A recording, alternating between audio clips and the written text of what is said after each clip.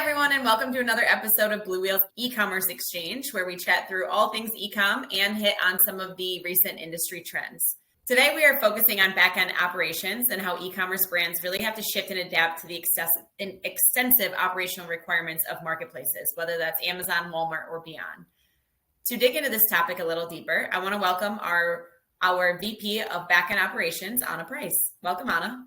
Thanks for having me. Absolutely. So before we get started, I know that you have over 15 years of experience in e-com, both on the brand side and on the agency side. So can we just start there? Can you give us an idea of your background and how that supported our brands? Sure. I started out in supply chain at Unilever, developing strategic supply network plans to optimize manufacturing and flow of products across markets, and eventually transitioned to sales and marketing, selling to distributors, and then traditional retail, like talking brick and mortar stores. And then in the last 7 years, I really started to focus my career more within the e-commerce space, leading end-to-end strategy as well as sales strategy for brands across multiple industries. So my team support brands with fulfillment, inventory and catalog management, content optimization in general, back-end operations and account health management, as well as brand protection. Awesome summary. So we talked with all kinds of e-com brands in the space across several different verticals and industries, and there seems to be an overarching commonality with brands having a hard time adapting to Amazon's operational requirements. Can you give some insights as to why you think that this is such a struggle for brands today? One insight that I can think of that might be common to mostly large CPG brands, for example, is that typically their supply chain or logistics setup is high throughput.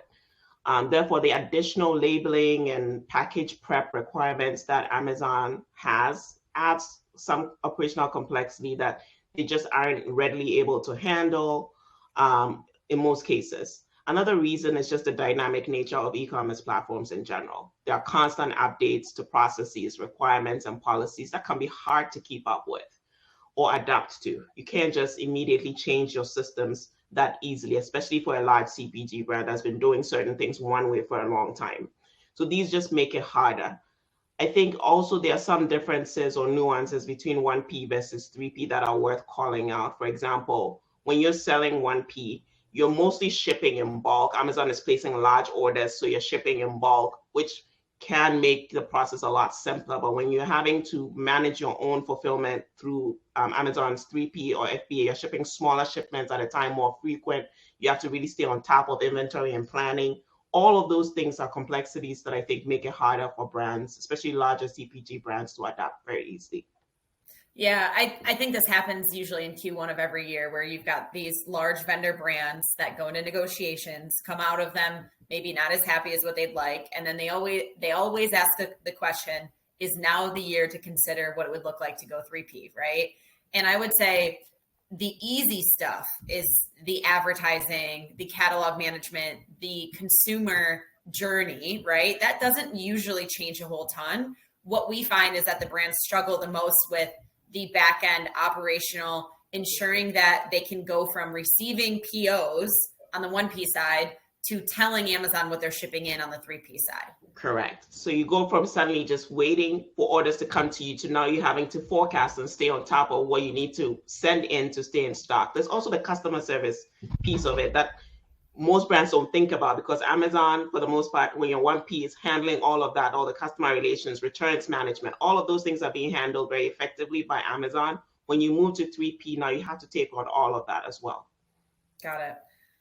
So on both sides, challenges are beyond just the fulfillment piece. There's also increased competition. There's also everything from packaging restrictions to inventory expectations. There's increasing fees. There's brand protection concerns. Can you touch on a few of what you think are the toughest challenges brands are facing today, and then maybe some ideas around how you're helping them solve those issues? Absolutely. We've talked a little bit more so about the packaging or labeling complexity side of it. So I'd like to shift focus a little bit to some of the other aspects. Fundamentally, Amazon is an open marketplace. It thrives on healthy competition. The challenge, however, is that Amazon has experienced such a rapid growth via increased sellers or increased players, especially foreign sellers the rules are constantly being bent, creating significant disruption in an unlevel playing field. Price competition is fierce. Product differentiation for most common consumer products is not easy to achieve. So we've had historically very established brands invest a lot of their capital in product testing and brand building efforts that allow them in the past to command higher selling price points. However, given just the competitive nature of the platforms right now, it's becoming more and more important that brands eliminate as much cost as possible so they can price more competitively. And also utilize digital marketing, which tends to have a better ROAS, to help also accelerate their growth at the same time. So as much as possible, continuing to invest in R&D is critical to launch better differentiated products. And then utilizing enhanced content strategy, which is some of the stuff, the services that we provide, to effectively showcase those differentiating features will go a long way to helping to maintain brand equity on Amazon. Another thing that brands have to bear in mind that is also brand protection services. These are critical in order to ensure that IP and patents are protected, unauthorized sellers and MAP policies are enforced to, again, maintain that brand equity. Let's face it, Amazon brand registry is not enough. Sellers or resellers will only follow rules when those rules are enforced. So on the brand protection side, totally makes sense. We've had a lot of discussions, even with Andy from our team on those. Digging a little bit into that constant change that you have mentioned a couple of times, what are some tips and tricks that brands should think about as they're trying to be a bit more agile to Amazon's policies and constant operational changes? I would say fundamentally, brands must stay flexible and expect change. That's the world that we live in. And so it's very important that they need to create flexibility within their operations in order to adapt, because change is inevitable in this space. Also, their internal teams need to stay really close to e-commerce forums, constantly staying up to date on the published updates that Amazon typically releases very often. And now, at the risk of sounding super biased, I think one of the true values of agency partnerships is that typically agencies like ourselves are so immersed in e-commerce operations day to day that it's easier for us to stay abreast with these changes than brands who may not be perhaps e-commerce native. So I think where it makes sense for brands as well, they should really consider outsourcing certain services that don't quite fit their existing operating model to a good agency partner. That will help a ton as well.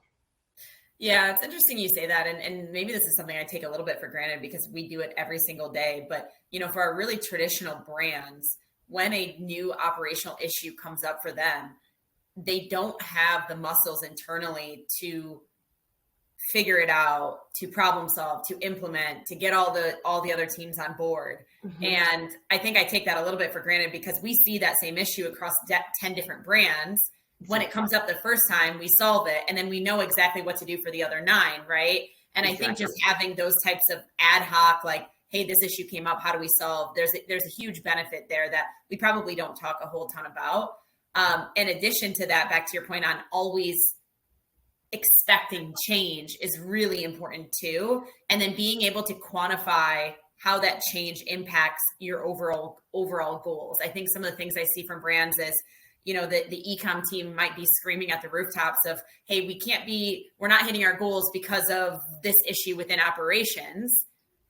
But the operations team isn't fully understanding how that change impacts sell-through or their demand planning, right? So connecting those teams and using the e-com team or an agency partner or someone external, internal, whoever it might be, as that education piece, I think is really, really important. And then from on the brand side, making sure that from the top down, they understand that there's this constant changing team that is always going to be at the front end of all innovation, but also probably the biggest pain in the butt when it comes to change, right? Exactly right. And that's exactly why also agencies have the advantage, because sometimes these changes sometimes don't always happen in a bubble. It always starts with a little bit of a precursor somewhere. So sometimes we notice certain things going on a single platform and we're like, it's only a matter of time before Amazon latches onto this and has to make a change because this is what's bubbling up. And then so we usually staying very in tune with that as well and being preemptive. So it's pretty important that we brands also try to do that. Got it. So Anna, I mean, that really makes a ton of sense. I think I want to shift before we close out for the weekend to one last thing. Prime Day is obviously coming up. July is a huge month. A lot of the preparation for Prime Day happens in April, May, June. Can you talk a little bit about what brands should be expecting and prepping for in the next, call it 60 to 90 days for one of the biggest events of the year? I think you just said it, planning. It's absolutely critical. I mean, everything from your inventory, being able to forecast accurately what you think your sales lift will be, and then making sure that you have inventory available to sell. The last thing you want is to see a really good pickup in sales and then run out of stock in the middle of that. So it's really important that the brands plan. Also pay really close attention to timelines and deadlines, making sure that, you know, you set up your promotions when you need to, you meet those deadlines, and you're just really well prepared. And everyone across the organization, marketing, sales, everything is really tied and glued in, will ensure a successful Prime Day. Great. All right. Well, thank you, Anna, for joining us. To the audience, thanks for joining, and happy Prime Day prep. Thank you.